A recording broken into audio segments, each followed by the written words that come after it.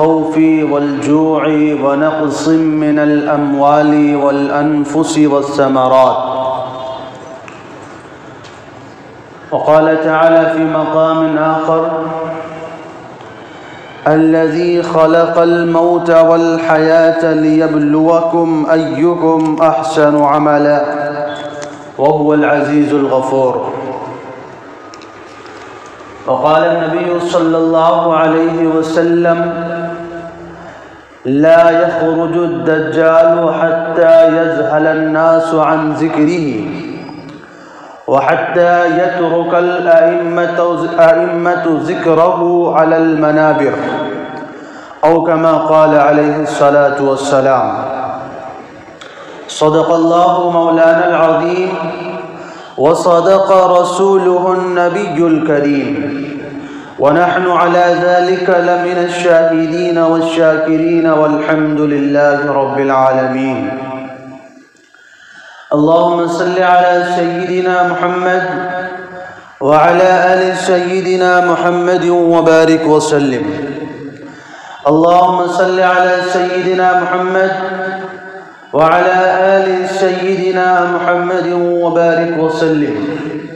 اللهم صل على سيدنا محمد وعلى آل سيدنا محمد وبارك وسلم. لائق صد احترام بزرگوں، عزیز ساتھیوں اور دوستوں،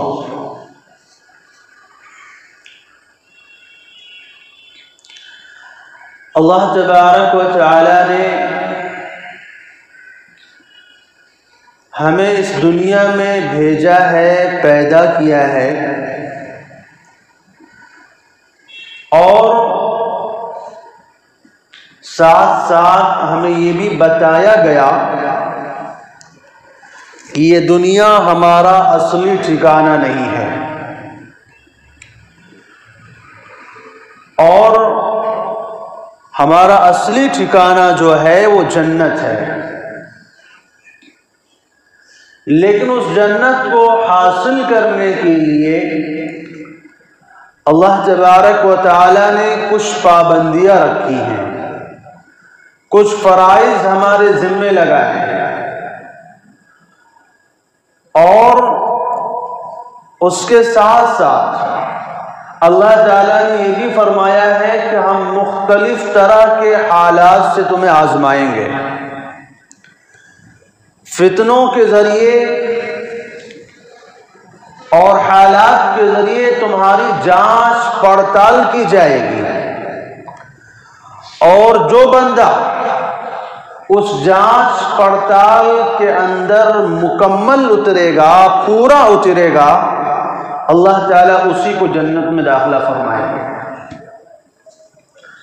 تو قرآن کریم کی جو آیت میں نے آپ کے سامنے پڑھی ہے، اس میں اللہ تعالیٰ یہی فرماتے ہیں کہ الذی خلق الموت والحیات، کہ اللہ نے زندگی کو، موت کو آزمائش کی چیز بنایا ہے، امتحان بنایا ہے. اللہ تعالیٰ اس دنیا میں ہے مختلف امتحانوں سے گزارے گا. پچھلے تقریباً 6 یا 7 ہفتوں سے آپ کے سامنے انہی چیزوں کا بیان چل رہا ہے کہ دنیا میں جو فتنے وجود میں آئیں گے، آزمائشیں آئیں گی، ہمارے ایمان کو لوٹ لینے کے جو اسباب پیدا ہوں گے، اور ہمیں ان تمام فتنوں کی موجودگی میں ان حالات کا سامنا کرتے ہوئے اپنے ایمان کو صحیح سالم بچا کر لے جانا، یہ ہماری ذمہ داری ہے، یہ ہمارا فریضہ ہے، یہ ہماری ڈیوٹی ہے کہ ہمیں اپنا ایمان صحیح سالم بچا کر کے لے کے جانا ہے. اگر خدا نخواستہ ہم اس ایمان سے محروم ہو گئے تو یاد رکھیے پھر ہمیشہ ہمیش کے لیے، ابد الآباد کے لیے،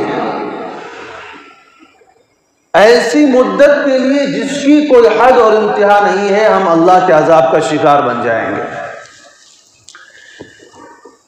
اس سے آپ کو پتہ چلا کہ ان فتنوں کے بارے میں آگاہی کتنی اہم چیز ہے، کتنی ضروری چیز ہے، اور اسی لیے اللہ کے پیغمبروں نے اپنی اپنی امتوں کو اس فتنے کے بارے میں آگاہ کیا ہے، فتنوں کے بارے میں بتایا ہے۔ آقا صلی اللہ علیہ وسلم فرماتے ہیں لم یکن نبی بعد نوح الا وقد انذر قومه الدجال وانا خاتم الانبیاء وانتم آخر الامم وانا انذرکموہ۔ فرمایا نوح علیہ السلام سے لے کر کے آج تک جتنے بھی پیغمبر دنیا میں آئے ہیں، سارے کے سارے پیغمبروں نے دنیا میں آنے والے فتنے یعنی دجال کے بارے میں اپنی امت کو ڈرایا ہے، باخبر کیا ہے، ہوشیار کیا ہے کہ تم وقت کے آنے سے پہلے اس کے بارے میں جانتے رہو، وقت کے آنے سے پہلے اس کے بارے میں معلومات رکھو، تاکہ جب اس کا فتنہ دنیا میں آئے اور اس کا جو ظہور و خروج ہو تو پھر تم اس کے فتنے کا شکار نہ بن جاؤ، کیونکہ اس کے فتنے کا شکار کون لوگ ہوں گے؟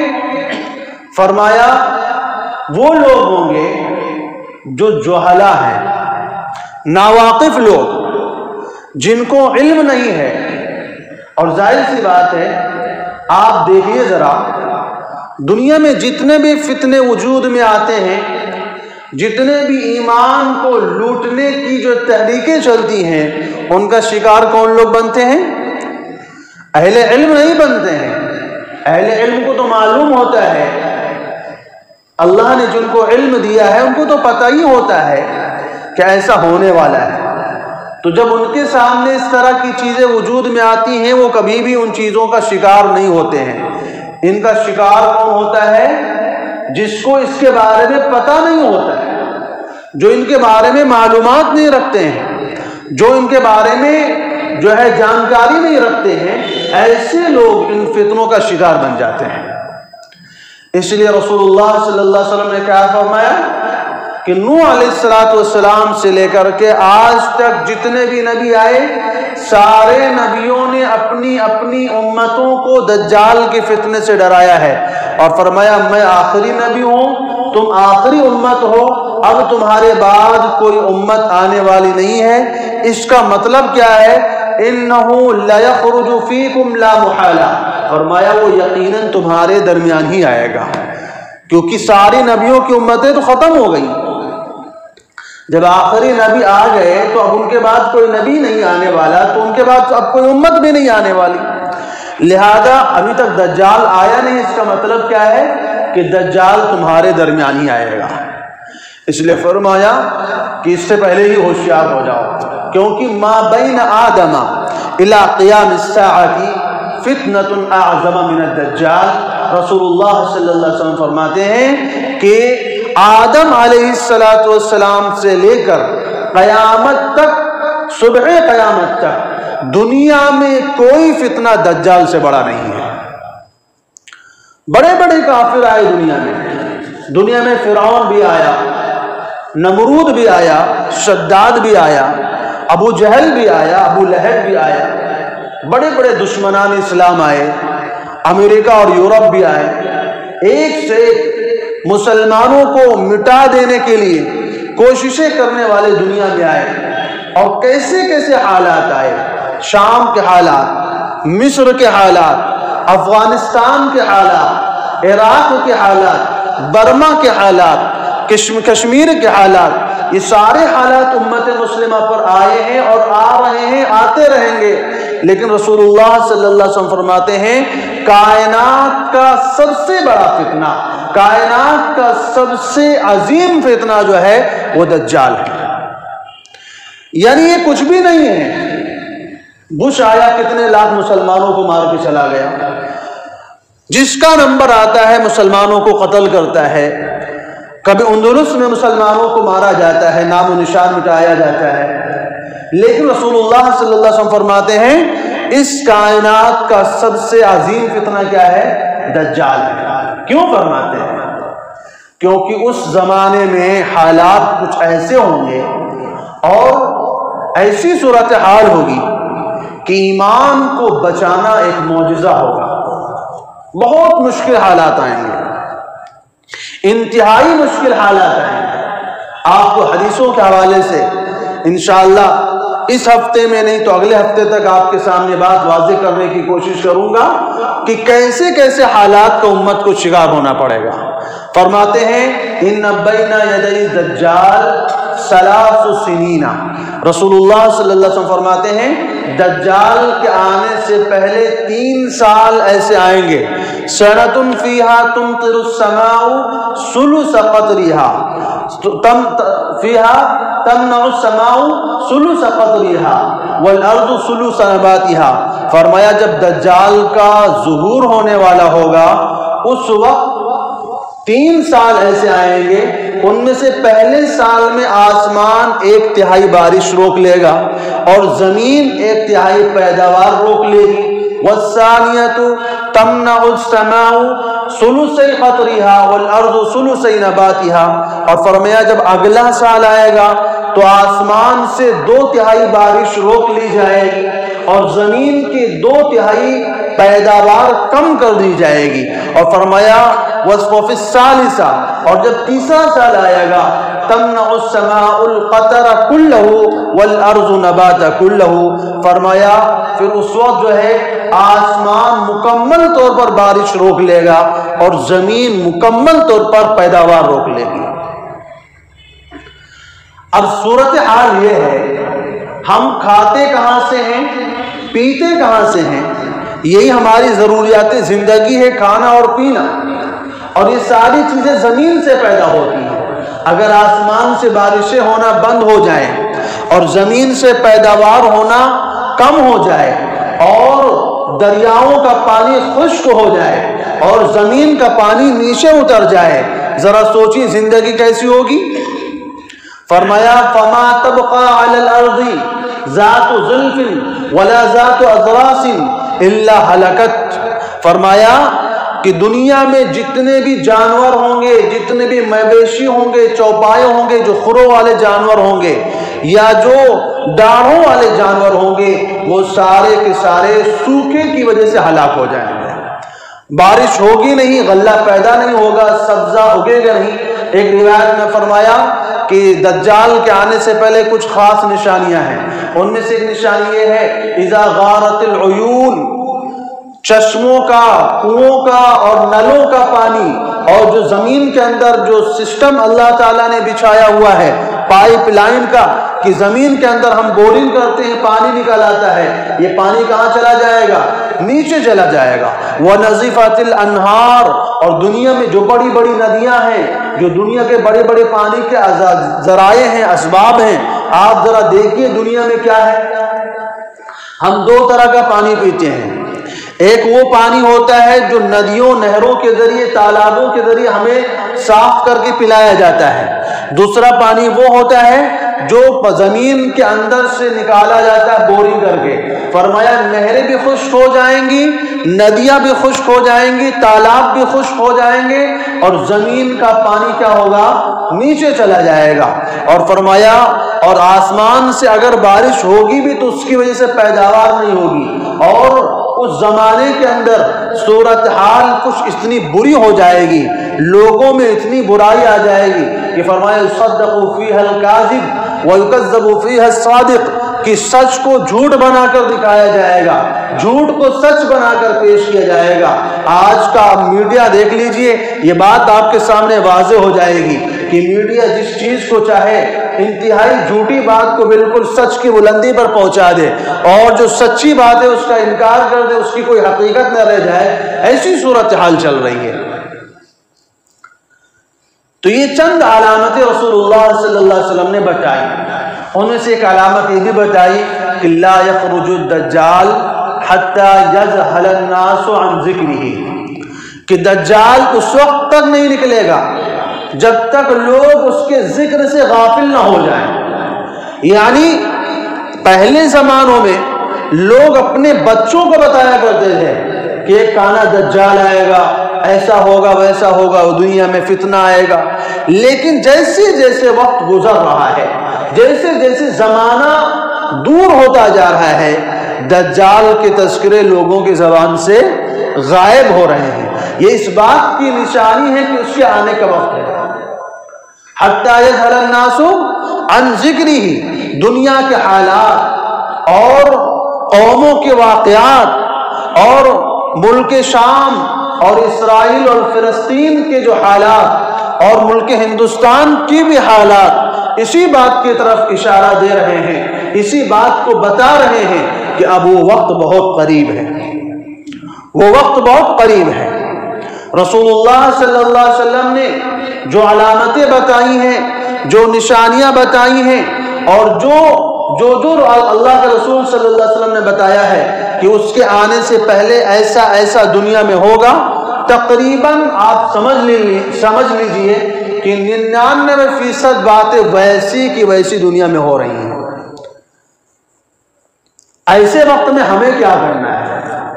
ایسے وقت میں ہمیں اپنے لوگوں کو، اپنے گھر والوں کو، اپنی نسلوں کو ان فتنوں کے بارے میں آگاہ کرنا ہے، ان فتنوں کے بارے میں بتانا ہے، کیونکہ رسول اللہ صلی اللہ علیہ وسلم نے بتایا ہے کہ اہل علم کے اوپر اس کا زور نہیں چلے گا، جو اہل ایمان ہوں گے اس پر اس کا زور نہیں چلے گا۔ زور کس پر چلے گا؟ جو بیچارے ناواقف لوگ ہوں گے، جو انجان لوگ ہوں گے، جو بے عمل لوگ ہوں گے، جو بے دین لوگ ہوں گے، ایسے لوگ دجال کے فتنے کا شکار بن جائیں گے۔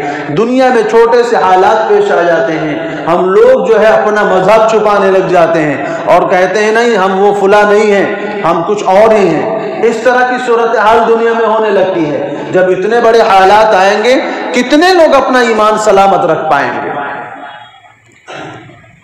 تو یہ چند نشانیاں کیا بتائی کہ دجال اس وقت تک نہیں نکلے گا حتی یذہل الناس عن ذکرہ وحتی تترک الائمۃ ذکرہ علی المنابر، اور ایک نشانی یہ بھی بتائی کہ علماء اور ائمہ منبروں سے اس کا تذکرہ کرنا چھوڑ دیں گے۔ بیانات ہوں گے، نماز کے فضائل آپ کے سامنے بتائے جائیں گے، روزے کے فضائل، زکوٰۃ صدقات کے فضائل، بہت ساری باتیں آپ کے سامنے بتائی جائیں گی، لیکن اس فتنے کا تذکرہ آپ کو کہیں نہیں ملے گا۔ حتی تترک الائمۃ ذکرہ، ائمہ لوگ، امام لوگ اس کا تذکرہ کرنا چھوڑ دیں گے، اس کا بیان ہی کرنا چھوڑ دیں گے، علی المنابر، منبروں کے۔ اب ذرا سوچئے، ہم کتنے بھی نمازیں پڑھ لیں، روزے رکھ لیں، صدقات و خیرات کر لیں، لیکن کوئی بندہ آئے اور ہمارا ایمان لے کر کے چلا جائے، ہماری نماز کیا فائدہ دے گی؟ ہمارا صدقہ ہمیں کیا فائدہ دے گا؟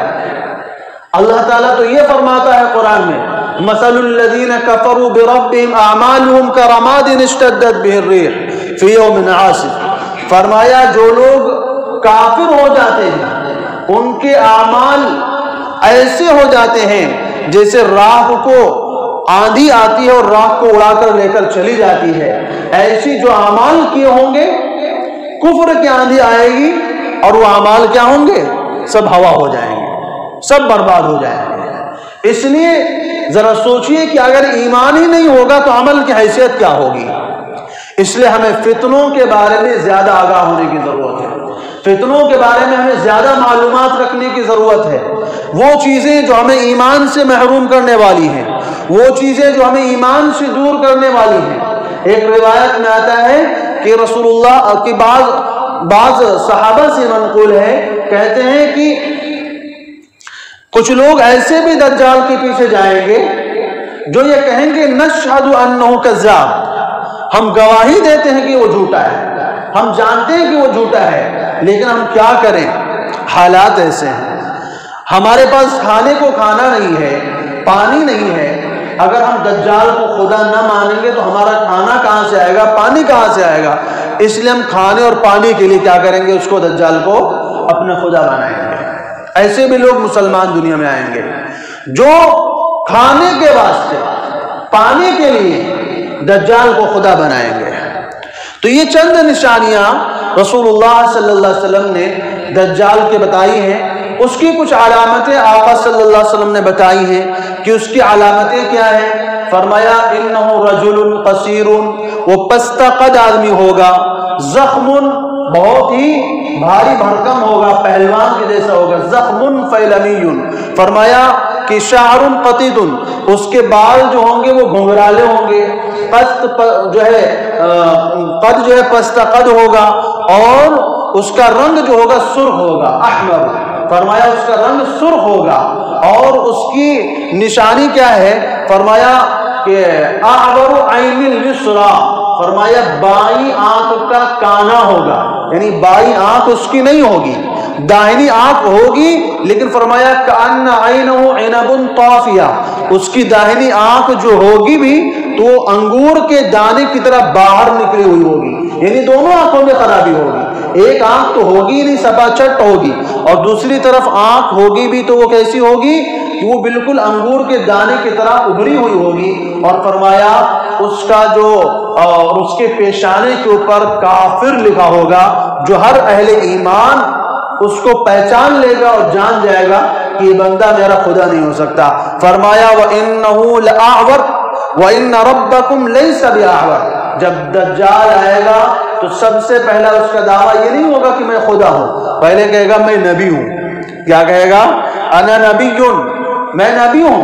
رسول اللہ صلی اللہ علیہ وسلم فرماتے ہیں لا نبی بعدی، لیکن یاد رکھو میرے بعد کوئی نبی نہیں آئے گا، میرے بعد 30 جھوٹے نبی آئیں گے جو اپنے آپ کی نبوت کے دعوے دار ہوں گے، اور ان نبوت کے دعوے داروں میں سے پہلا دعویٰ جو ایک دعوے دار جو ہے دجال بھی ہوگا، اس کا پہلا دعویٰ نبوت کا ہوگا۔ آپ کیا سوچتے ہیں دجال دم سے سامنے آ جائے گا؟ نہیں، پہلے اس کے لیے ماحول بنایا جائے گا، اس کے لیے زمین کو جو ہے ہموار کیا جائے گا، اس کے لیے باقاعدہ پوری مشینری لگی ہوگی جو اس کے لیے راستے ہموار کرے گی، دنیا کے ذخائر پر قبضہ کرے گی، پانی کے ذخائر پر قبضہ کرے گی، غلوں کے ذخائر پر قبضہ کریں گے، دھیرے دھیرے کرتے کرتے وہ پوری دنیا کو اپنی مٹھی میں لے لیں گے۔ کہتے ہیں رسول اللہ صلی اللہ علیہ وسلم نے یہ بھی فرمایا کہ دجال اپنے ظہور سے پہلے 2 سال تک عراق میں حکمرانی بھی کرے گا، عراق میں حکومت کرے گا 2 سال تک۔ اس وقت تک لوگ نہیں جانیں کہ یہ دجال ہے، لوگوں کو پتہ نہیں ہوگا کہ یہ دجال ہے، اور بہت اچھی حکمرانی کرے گا، لوگوں میں انصاف کرے گا، عدل پھیلائے گا، لوگوں کے اندر اچھی اچھی باتیں پھیلائے گا۔ جب وہ دیکھے گا کہ لوگ ہمارے کیا ہو گئے ہیں؟ دیوانے ہو چکے ہیں، اب ہمیں مان چکے ہیں کہ بندہ بڑا اچھا ہے، تب وہ ایک دن کہے گا الم تعرفوا ربکم، کیا تم نے اپنے رب کو پہچانا نہیں؟ یعنی پہلے تو اچھا بننے کی کوشش کرے گا، اور اس کے بعد دھیرے دھیرے وہ نبوت کا دعویٰ کرے گا، اس کے بعد آخری دعویٰ کیا کرے گا کہ انا ربکم، میں تمہارا رب ہوں۔ لیکن رسول اللہ صلی اللہ علیہ وسلم نے فرمایا وَإِنَّهُ لَأَعْوَرُ وَإِنَّ رَبَّكُمْ لَيْسَ بِأَعْوَرُ، فرمایا دجال کانا ہے، یاد رکھو دجال، فرمایا اس کو پہچان لو، اچھی طرح سے اس کو ذہن میں رکھ لو، وہ کانا ہے اور تمہارا رب کانا نہیں ہے۔ فرمایا جو تمہارا پیدا کرنے والا ہے وہ کانا نہیں ہے، لہذا جب تم میں سے کوئی ایسے بندے کو دیکھے اس کی نشانیوں سے اس کو پہچان لے تو پھر سمجھ جائے کہ یہ دجال ہے اور اس کے بارے میں ہوشیار ہو جائے۔ تو یہ چند علامتیں خود رسول اللہ صلی اللہ علیہ وسلم نے کس کے بارے میں؟ خود دجال کی ذات کے بارے میں بتائی کہ وہ پست قد ہوگا، بھاری بھرکم جسم کا ہوگا، اس کی پنڈلیاں ٹیڑھی ہوں گی، یعنی دونوں قدموں کے درمیان فاصلہ ہوگا، ٹیڑھی قدم والا ہوگا، آنکھیں کانی ہوں گی، بال گھنگرالے ہوں گے، رنگ سرخ ہوگا۔ تو یہ چند نشانیاں رسول اللہ صلی اللہ علیہ وسلم نے اس کے جسم کے بارے میں بتائی ہیں۔ اور 1-2 واقعات رسول اللہ صلی اللہ علیہ وسلم کے زمانے میں ایسے پیش آئے، وہ بھی آپ کے سامنے رکھنا چاہوں گا، چونکہ اتنا لمبا وقت تو نہیں کہ ساری باتیں آج ہی کے ہفتے میں آ جائیں، تو جو باتیں رہ جائیں گی انشاءاللہ اس کو اگلے ہفتے میں آپ کے سامنے رکھا جائے گا، لیکن 1-2 باتیں ضروری ہیں جو نبی صلی اللہ علیہ وسلم کے زمانے میں پیش آئیں، وہ آپ کے سامنے رکھنا چاہیں گے۔ فرماتے ہیں کہ عمرو بن شرحبیل رحمۃ اللہ علیہ کی روایت ہے کہ میں نے حضرت فاطمہ بنت قیس رضی اللہ تعالیٰ عنہ سے کہا کہ اے فاطمہ، آپ میرے سامنے رسول اللہ صلی اللہ علیہ وسلم کی ایسی حدیث بیان کیجئے جس میں آپ کے درمیان اور نبی کے درمیان بیچ میں کوئی واسطہ نہ ہو، یعنی جو ڈائریکٹ آپ نے نبی سے سنا ہو۔ چونکہ فاطمہ بنت قیس صحابیہ تھی، رسول اللہ صلی اللہ علیہ وسلم کو کا دیدار کرنے والی تھی؟ تو فاطمہ رضی اللہ تعالیٰ عنہ بتاتی ہیں ٹھیک ہے میں تم کو حدیث بیان کرتی ہوں۔ اب انہوں نے حدیث کیا بیان کی؟ حضرت تمیم داری رضی اللہ تعالیٰ عنہ کی۔ تمیم داری فرماتے ہیں کہ ایک دن رسول اللہ صلی اللہ علیہ وسلم نے اعلان کروایا الصلاۃ جامعۃ۔ جب مدینے کے اندر کسی اہم مسئلے کے لیے مسلمانوں کو جمع کرنا ہوتا تھا تو رسول اللہ صلی اللہ علیہ وسلم مائک کا تو زمانہ تھا نہیں، کسی کو بھیج دیتے ہوں گے شہروں میں گلیوں میں کہ جاؤ اعلان کر کے آؤ الصلاۃ جامعۃ الصلاۃ جامعۃ، یعنی مسجد چلو وہاں پر جمع ہو جاؤ۔ الصلاۃ جامعۃ کا مطلب ہے کہ نماز جمع کرنے والی ہے، لیکن فرماتے ہیں کہ جب تمام لوگ جمع ہو گئے اور جمع ہونے کے بعد رسول اللہ صلی اللہ علیہ وسلم نے نماز پڑھائی، نماز پڑھانے کے بعد نبی صلی اللہ علیہ وسلم مسکراتے ہوئے منبر پر چڑھ گئے اور فرمانے لگے کیا تمہیں معلوم ہے آج میں نے تمہیں یہاں کس لیے جمع کیا ہے؟ صحابہ نے عرض کیا کہ اللہ اور اس کے رسول بہتر جانتے ہیں۔ تو رسول اللہ صلی اللہ علیہ وسلم نے فرمایا آج میں نے تمہیں کسی خاص مقصد کے لیے نہیں بلایا ہے، آج میں تمہیں کہیں جنگ پہ نہیں لے جانے کے لیے بلایا یا کوئی جہاد کے لیے نہیں بلایا یا اللہ کا کوئی حکم نازل نہیں ہوا ہے، کوئی خاص کوئی اہم مقصد کے لیے نہیں بلایا ہوں، بلکہ میں نے تمہیں دجال کے بارے میں بتایا تھا، میں نے تمہیں دجال کے بارے میں بتایا تھا۔ اور فرمایا یہ تمیم دائی ہیں جو پہلے عیسائی تھے اور یہ جنگ ایک سفر میں گئے، وہاں پر انہوں نے کچھ دیکھا ہے، وہ آ کر کے انہوں نے ہم سے بیان کیا ہے اور بالکل وہی بات بیان کی ہے جو میں نے تم سے بتایا ہے، جو میں نے تم سے بتایا ہے۔ فرماتے ہیں کہ تمیم داری ایک انصاری ایک عیسائی تھے، یعنی پہلے عیسیٰ علیہ السلام کے ماننے والے تھے۔ فرماتے ہیں کہ میں نے ملک شام کے علاقے میں اس علاقے میں کہیں جو ہے سمندر کے سفر میں روانہ ہوا ایک بڑے جہاز کے اوپر، لیکن راستے میں ہوا جو ہے مخالف ہو گئی اور وہ کشتی جو تھی وہ دوسرے سمت چلی گئی، لوگ جو ہے کئی دنوں تک بھٹکتے رہے، بالآخر ہمیں ایک جزیرہ نظر آیا تو ہم چھوٹی چھوٹی کشتیاں لے کر کے، آپ جانتے ہیں کہ بڑے جہاز میں چھوٹی چھوٹی کشتیاں بھی ہوتی ہیں کہ اگر کوئی ایمرجنسی پیش آ جائے تو چھوٹی چھوٹی کشتیوں پر لوگوں کو سوار کر کے بھیجا جاتا ہے۔ تو کہتے ہیں ہم نے چھوٹی چھوٹی کشتیاں لی اور جا کر کے ہم ایک جزیرے کے کنارے پر پہنچے۔ جزیرہ اس حصے کو کہا جاتا ہے جو سمندر کے درمیان جو کوئی زمین کا حصہ ہوتا ہے اس کو جزیرہ کہتے ہیں، یعنی چاروں طرف سے سمندر ہو، بیچ میں ٹاپو جس کو ہم کہتے ہیں اس کو جزیرہ عرب میں کہا جاتا ہے، عربی زبان میں۔ تو کہتے ہیں کہ ہم ایک جزیرے پر پہنچے تو ہم نے وہاں پر ایک عجیب و غریب جانور دیکھا۔ کہا اتنے اس کے بال تھے، اتنے بال تھے کہ ہمیں پتہ ہی نہیں چل رہا تھا کہ اس کا منہ کدھر ہے اور اس کی سرین کدھر ہے، یعنی آگے پیچھے کچھ معلوم نہیں ہو رہا ہے۔ اور حیرت تو ہمیں تب ہوئی کہ جب اس نے ہم سے بات کرنا شروع کیا۔ ہم نے پوچھا کہ تو کون ہے؟ اس نے کہا میں جساسا ہوں، یعنی میں جاسوس ہوں۔ میں نے کہا کہ تو کہاں سے آئی ہے، تیرا کام کیا ہے، تو یہاں پر کیوں کھڑی ہے؟ اس نے کہا تم میرے بارے میں بات مت کرو، چلو میں تمہیں ایک آدمی سے ملواتی ہوں جو انتہائی عبادت گزار ہے اور عبادت میں لگا ہوا ہے۔ کہتے ہیں ہم جلدی ڈر گئے کہ ایسا تو نہیں کہ کوئی شیطان ویطان ہو چڑیل ہو، کیونکہ اس کی شکل بھی دکھ نہیں رہی ہے، بالوں سے ڈھکی ہوئی ہے، جانوروں کی جیسی بھی دکھ رہی ہے، لیکن جانور کون سا یہ بھی معلوم نہیں ہو رہا ہے۔ تو خیر ہم اس کے پیچھے پیچھے ڈر کے مارے چلے گئے۔ کہتے جب ہم جنگل کے اندر گئے تو اندر دیکھا ایک کمرہ ہے اور اس کمرے کے اندر ایک پستہ قد سرخ کلر کا آدمی جو ہے وہ زنجیروں سے بندھا ہوا ہے، اس کے دونوں ہاتھ یہاں گردن پہ بندھے ہوئے ہیں اور لوہے کی زنجیروں میں وہ جکڑا ہوا ہے، اس کے دونوں پیروں کے اندر بھی جو ہے لوہے کی زنجیریں بندھی ہوئی ہیں۔ جب ہم اس کے سامنے پہنچے تو ہم نے اس سے پوچھا کہ تو کون ہے؟ تو اس نے کہا میں تمہیں اپنے بارے میں بعد میں بتاؤں گا، پہلے تم یہ بتاؤ کہ تم کون ہو اور یہاں کیسے آئے ہو؟ تو ہم نے کہا کہ ہم عرب کے رہنے والے ہیں، ہم سمندر کے سفر پہ روانہ ہوئے تھے، راستے میں ہمارے ساتھ ایسے حالات پیش آئے کہ ہم راستہ بھول گئے ہیں اور اس جزیرے میں آ گئے ہیں۔ تو اس نے کہا اچھا یہ بتاؤ تم عرب سے آئے ہو؟ تو اب اس نے کچھ سوالات کیے. اس نے کہا کہ اچھا بتاؤ کہ بیسان کے باغ میں پھل آتے ہیں کہ نہیں آتے ہیں؟ بیسان کہتے ہیں یہ پہلے فلسطین میں تھا، بعد میں اردن میں آیا، اور ابھی فی الحال اس پر اسرائیل نے قبضہ کیا ہوا ہے. تو بیسان اس علاقے میں ایک شہر ہے یا کوئی بستی ہے، وہاں پر کھجوروں کے باغات بہت زیادہ تھے. تو اس نے پوچھا کہ کیا وہاں کے باغات میں کھجوروں کے پھل آتے ہیں کہ نہیں آتے ہیں؟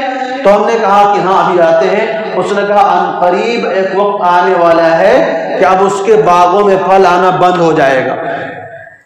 پھر اگلا سوال کیا.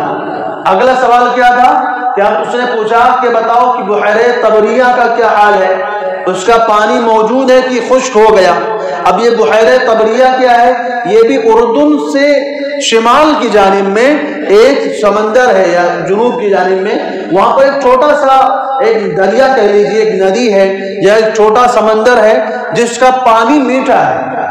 تو اس نے پوچھا کہ اس پانی کے بارے میں بتاؤ، اس کا پانی کیا ہے؟ اس کا پانی باقی ہے کہ خشک ہو گیا؟ ہم نے کہا نہیں باقی ہے. تو اس نے کہا ان قریب اس کا پانی خشک ہو جائے گا. پھر اس نے زغر کے چشمے کے بارے میں پوچھا کہ زغر کا چشمہ کیسا ہے؟ یہ بھی اسی علاقے میں ایک پانی کا چشمہ ہے. اس نے وہ بھی بتایا کہ وہ بھی خشک ہو جائے گا. اس نے پوچھا پھر بتاؤ امیین کے نبی کا حال کیا ہے، کیا وہ ظاہر ہو چکے؟ ہم نے کہا ہاں وہ ظاہر ہو چکے ہیں. امیین کا نبی کون؟ یعنی محمد صلی اللہ علیہ وسلم.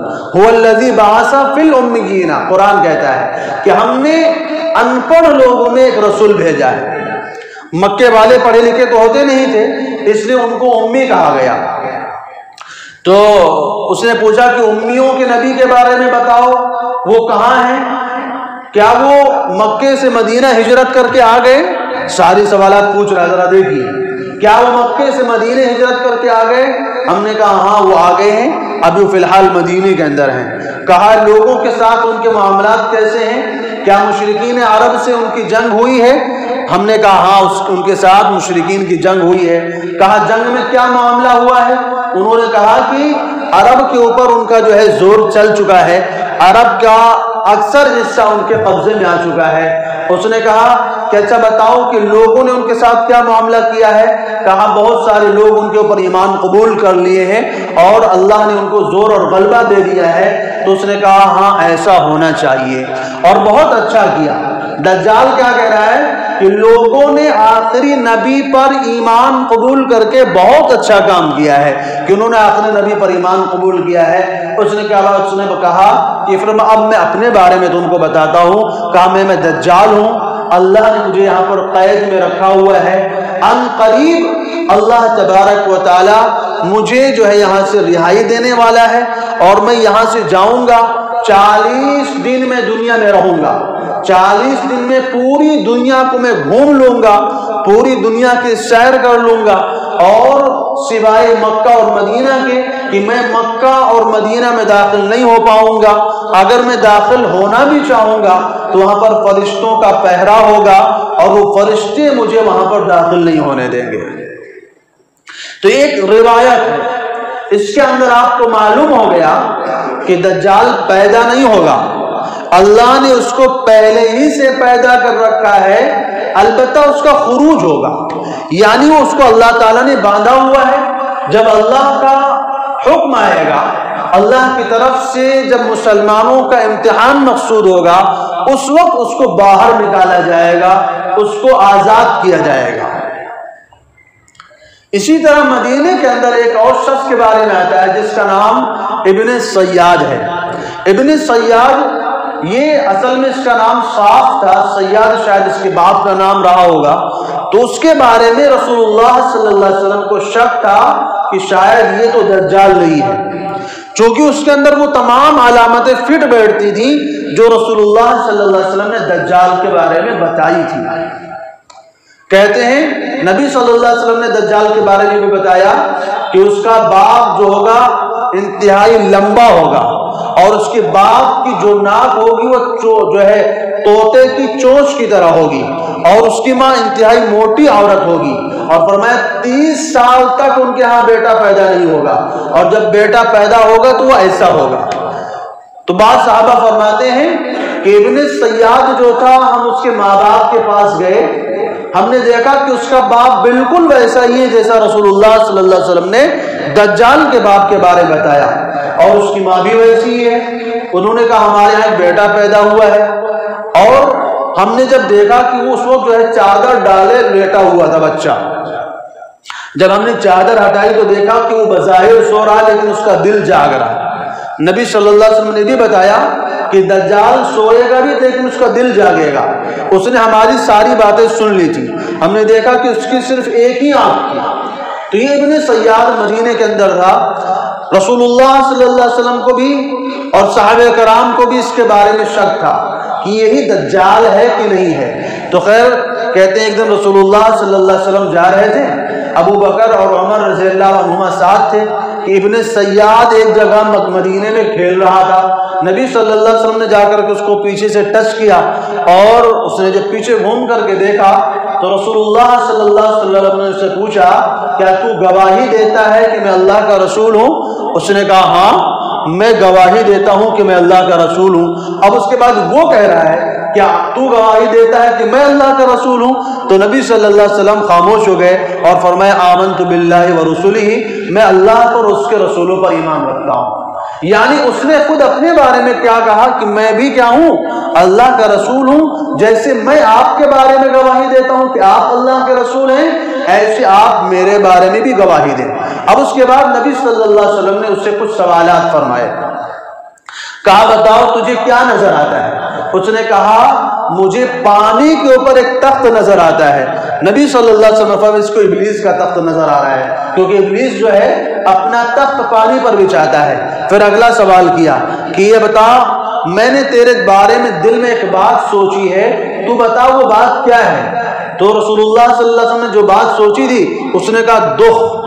نبی نے اس کے بارے میں دخان کا لفظ سوچا تھا۔ نبی صلی اللہ علیہ وسلم نے بتایا کہ اس کے پاس چونکہ جو ہے شیاطین آتے ہیں، اس کو باتیں بتاتے ہیں اور خلط ملط کر کے بتاتے ہیں، اس لیے اس کی کچھ باتیں صحیح ہو جاتی ہیں، کچھ باتیں غلط ہو جاتی ہیں۔ جو باتیں شیاطین سن لیتے ہیں وہ اس کو بتا دیتے ہیں، کچھ باتیں سچی بھی بتا دیتے ہیں، کچھ باتیں جھوٹی بھی بتا دیتے ہیں۔ تو اس طرح کے معاملات پیش آئے تو رسول اللہ صلی اللہ علیہ وسلم کا لگ رہا کہ تو ہی دجال ہے۔ تو عمر رضی اللہ تعالیٰ عنہ نے کہا اللہ کے رسول اگر یہی دجال ہے تو لائیے میں اس کو ختم کر دیتا ہوں، قصہ ہی ختم، آخری زمانے میں آ کر کے لوگوں کو گمراہ کیوں کرے گا؟ تو رسول اللہ صلی اللہ علیہ وسلم نے فرمایا اگر یہ واقعی دجال ہے تو تم اس کو قتل نہیں کر پاؤ گے، کیونکہ دجال کو قتل کرنے کے لیے اللہ تعالیٰ نے عیسیٰ علیہ السلام کو آسمان پہ بٹھایا ہوا ہے۔ اگر واقعی یہ دجال ہے تو آپ اس کو کیسے قتل کر سکتے ہیں؟ اس کو تو دجال کو جو ہے عیسیٰ علیہ السلام آ کر کے قتل کریں گے، اور اگر یہ دجال نہیں ہے تو اس کو قتل کرنے کا فائدہ ہی کیا؟ بہرحال نبی صلی اللہ علیہ وسلم نے اس کو قتل کرنے سے منع کر دیا۔ ایک اور واقعہ پیش آیا، کہتے ہیں ایک دن اس نے ایک دن جو ہے یہ کھجور کے باغ میں لیٹا ہوا تھا، کچھ گنگنا رہا تھا، یہ عجیب طرح کی باتیں کرتا تھا۔ نبی صلی اللہ علیہ وسلم اس طاق میں رہتے تھے کہ اس کے بارے میں پتہ لگائیں کہ ہے یہ کون، کیا واقعی وہی بندہ ہے یا یہ کوئی دوسرا انسان ہے؟ تو کہتے ہیں یہ کچھ گنگنا رہا تھا۔ نبی صلی اللہ علیہ وسلم چپ کے باغ میں داخل ہوئے کہ داخل سنے کہ یہ کیا کہہ رہا ہے۔ کہتے ہیں جب نبی صلی اللہ علیہ وسلم داخل ہو رہے تھے عین اسی وقت اس کی ماں نے دیکھ لیا، تو اس کی ماں نے پکار کر کے کہہ دیا اے صاف دیکھ محمد صلی اللہ علیہ وسلم آ رہے ہیں۔ اب وہ خاموش ہو گئے۔ نبی صلی اللہ علیہ وسلم فرماتے ہیں کہ اگر اس کی ماں نے یہ بات نہ کہہ دی ہوتی، اس کو ہوشیار نہ کر دیا ہوتا تو آج ہی میں تم کو پتہ لگا کے بتا دیتا کہ یہ دجال ہے کہ نہیں ہے۔ لیکن اس کے بعد علامتیں بتائی کہ دیکھو تمہارا رب ایسا ہے، تمہارا رب کانا نہیں ہے، دجال کانا ہوگا، اگر وہ میری زندگی میں نکل کے آ جاتا ہے میں اس کے لیے تمہاری طرف سے کافی ہوں، میں اس کو قتل کر دوں گا، اور اگر وہ میری زندگی میں نہیں آتا ہے تو پھر ہر مسلمان اپنا ذمہ دار ہے کہ وہ اپنے ایمان کی حفاظت کرے، ہر حال میں کسی بھی حال میں اپنے ایمان کو ضائع نہ ہونے دے اور اپنے ایمان کو بچائے، کیونکہ یہ دجال دنیا میں ظاہر ہو کر کے رہے گا۔ ابھی ابن سیاد جو تھا کیا یہ واقعی دجال تھا یا نہیں تھا، اس کے بارے میں خود رسول اللہ صلی اللہ علیہ وسلم کو بھی یقین نہیں ہو سکا، صحابہ کی بھی کچھ صورتحال ایسی تھی۔ ابو سعید خدری رضی اللہ تعالیٰ عنہ کہتے ہیں کہ نبی صلی اللہ علیہ وسلم نے ایک بات اور فرمائی کہ دجال اس وقت نکلے گا جب اس کو بہت غصہ آ رہا ہوگا، غصے کی حالت میں آئے گا۔ عبداللہ ابن عمر رضی اللہ تعالیٰ عنہ کہتے ہیں کہ ایک دن ابن سیاد ایک طرف سے آ رہا تھا، میں دوسری طرف سے جا رہا تھا، تو کہتے ہیں اس کی آنکھ میں کچھ نشان تھے۔ میں نے پوچھا یہ تیری آنکھ میں کیا ہے، یہ سوجن کیسی ہے؟ اور اس کو میں نے کچھ الٹی سیدھے باتیں کہہ دی، اس کو غصہ آ گیا۔ جب اس کو غصہ آیا تو پھولنے لگا، اور اتنا پھولا کہ پوری گلی تنگ ہو گئی۔ تو لوگوں کو حیرت ہوتی تھی، شک ہوتا تھا اس کے بارے میں کہ واقعی وہی ہے۔ ابو سعید خدری رضی اللہ تعالیٰ عنہ کہتے ہیں کہ ایک مرتبہ ہم حج کے سفر میں جا رہے تھے، ابن سیاد بھی ہمارے ساتھ تھا، ہم نے ایک جگہ پر پڑاؤ ڈالا تو مسلمان دیگر کاموں میں لگ گئے، اور اتفاق ایسا ہوا کہ ہم اور ابن سیاد ہی وہاں پر بچے۔ اب ابن سیاد اپنا سامان اٹھا کر کے لایا، میرے پاس رکھ لیا۔ مجھے اس کو دیکھ کر کے تھوڑی وحشت ہوتی تھی، تو میں نے اس سے کہا کہ یہاں پر سایہ نہیں، تو وہاں جا کر کے اس پیڑ کے نیچے سامان رکھ لے۔ اس نے کہا ٹھیک ہے، میں وہاں جا کر کے رکھ لیتا ہوں۔ اس کے بعد دور بکریوں کا ایک گلہ نظر آیا، وہ ابن سیاد گیا اور بکریوں سے دودھ لے کر کے آ گیا۔ اب اس نے لا کر کے میرے سامنے پیش کیا کہ لو آپ پی لو اس کو۔ تو مجھے چونکہ اس کے اندر سے کراہت محسوس ہوتی تھی، میں نے کہا کہ چونکہ ابھی گرمی بہت زیادہ ہے، دودھ بھی گرم ہے، اس لیے میں نہیں پی سکتا۔ تو ابن سیاد سمجھ گیا، کہا تم بھی میرے بارے میں وہی سوچتے ہو جو دیگر صحابہ سوچتے ہیں، مسلمان سوچتے ہیں؟ خدا کی قسم میں تو مظلوم ہوں، میرا دل چاہتا ہے کہ میں اس پیڑ سے لٹک کر خودکشی کر لوں۔ تو وہ کہتے ہیں کہ ابو سعید رضی اللہ عنہ فرماتے ہیں کہ مجھے تھوڑا رحم آیا اس کے بارے میں کہ بیچارے کو لوگوں نے یوں ہی بدنام کیا ہوا ہے۔ پھر اس نے کہا کہ کیا بتاؤ، نبی صلی اللہ علیہ وسلم نے کہا نہیں کہ دجال بے اولاد ہوگا جبکہ میری اولاد مکے میں موجود ہے؟ کیا نبی صلی اللہ علیہ وسلم نے کہا نہیں ہے کہ دجال مکہ اور مدینے میں داخل نہیں ہو سکے گا جبکہ میں مدینے سے آ رہا ہوں، مکے جا رہا ہوں؟ یہ سے کچھ باتیں کرتا رہا۔ اس کے بعد پھر کہنے لگا میں جانتا ہوں دجال کہاں ہے، میں جانتا ہوں کہ دجال کہاں ہے، میں اس کے باپ کا بھی نام جانتا ہوں اور اس کے بارے میں مکمل تفصیلات جانتا ہوں۔ میں نے کہا لعنت ہو تیرے اوپر، لگ رہا کہ تو ہی دجال ہے۔ پھر میں نے اس سے پوچھا ایسر ان تکون دجال، کیا تجھے اس بات کی خوشی ہے کہ تجھے دجال بنایا جائے؟ اس نے کہا کہ نبی صلی اللہ علیہ وسلم نے دجال کے بارے میں جو نشانیاں بتائی ہیں، جو علامتیں بتائی ہیں، اگر وہ پاور، وہ طاقتیں مجھے دے دی جائیں تو میں دجال ہونے سے مجھے کوئی انکار نہیں ہے، میں اس کو پسند کروں گا۔ اس کے بعد کہتے ہیں کہ حرہ کے مقام سے وہ غائب ہو گیا، دوبارہ لوگوں کو نظر نہیں آیا۔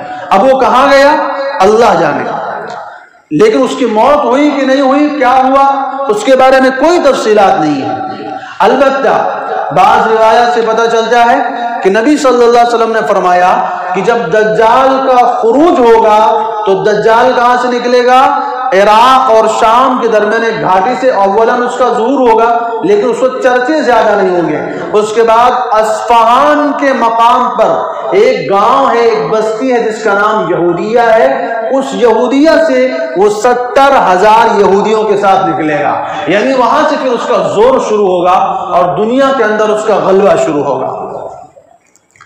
تو ایک صحابی ہیں عبد الرحمن ابن حسان یا تابعی ہیں، وہ کہتے ہیں کہ جب ہم نے یہودیہ کو ہم نے جو ہے جب خراسان کے علاقے کو فتح کیا تو ہم یہودیہ نامی بستی میں راشن لینے جایا کرتے تھے، تو ہم نے دیکھا کہ ایک دن یہودی جو ہے ڈھول تماشے بجا رہے ہیں اور بہت شور غل کر رہے ہیں، ناچ رہے ہیں۔ تو ہم نے پوچھا کیا مسئلہ ہے؟ تو لوگ یہودی کہنے لگے کہ ہمارا مسیحا آ چکا ہے، ہمارا مسیحا ظاہر ہو چکا ہے۔ تو اب چونکہ یہودی جو ہے دجال کے انتظار میں ہیں، یہودی سمجھتے ہیں کہ دجال آئے گا، وہ ہماری حکومت قائم کر کے دے گا، ہماری سلطنت بنا کر کے دے گا اور ہمارے لیے خاص ایک ملک بنا کر کے اسرائیل دے گا، اس لیے اس کے انتظار میں ہیں۔ تو یہودی ناچ گا رہے ہیں، شور مچا رہے ہیں۔ کہتے ہم نے کچھ دیر بعد دیکھا کہ پہاڑوں کی طرف سے غبار اٹھا اور بہت زیادہ دھول اور دھوئیں کی جیسی کیفیت ہے۔ جب اس کے اندر سے ایک شخص ظاہر ہوا تو ہم نے دیکھا کہ وہ ابن سیاد ہی تھا، وہ ابن سیاد ہی تھا۔ اس کے بعد پھر وہ غائب ہو گیا۔ تو اس طرح ابن سیاد کے 1-2 مرتبہ دیکھے جانے کی واقعات پیش آئے۔ اب اس بارے میں علماء کرام کے بھی اور صحابہ کرام کے 2 گروہ ہیں۔ بعض صحابہ جن میں حضرت عبداللہ ابن عمر ہیں، حضرت جابر ابن عبداللہ رضی اللہ تعالیٰ عنہ ہیں، اور اس طرح کے جیسے صحابہ ہیں جو قسم کھا کر کے کہتے ہیں کہ واقعی ابن سیاد ہی دجال تھا جو نبی کے زمانے میں پیدا ہوا، اس کے بعد غائب ہو گیا، چھپ گیا۔